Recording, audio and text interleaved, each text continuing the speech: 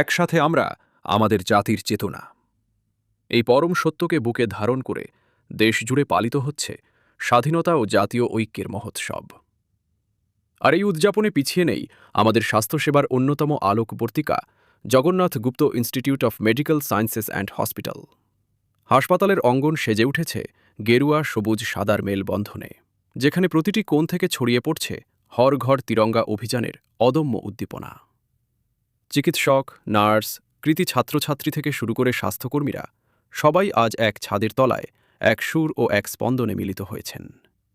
যে হাতগুলো প্রতিদিন অকাতরে মানুষের জীবন বাঁচায়, আজ সে হাতগুলোতেই গর্বের সঙ্গে শোভা পাচ্ছে আমাদের প্রিয় জাতীয় পতাকা তিরঙ্গা। চিকিৎসকদের বার্তা: সেবাই আমাদের ধর্ম, আর দেশের চেতনা আমাদের শক্তি। রোগীদের সুস্থ করে তোলার পাশাপাশি দেশমাতৃকার প্রতি এই শ্রদ্ধা আমাদের প্রতিদিনের দায়িত্বের কথা মনে করিয়ে দেয়। চিকিৎসা বিজ্ঞানের অগ্রগতির সাথে সাথে মানব সেবার যে শপথ জগন্নাথ গুপ্ত ইনস্টিটিউট নিয়ে চলেছে, আজ তা রূপ নিয়েছে এক নতুন চেতনায়। হর ঘর তিরঙ্গা কেবল একটি কর্মসূচি নয়, এটি আমাদের ঐক্যের প্রতীক, আমাদের গর্ব এবং ভারতের অখণ্ডতার এক উজ্জ্বল নিদর্শন।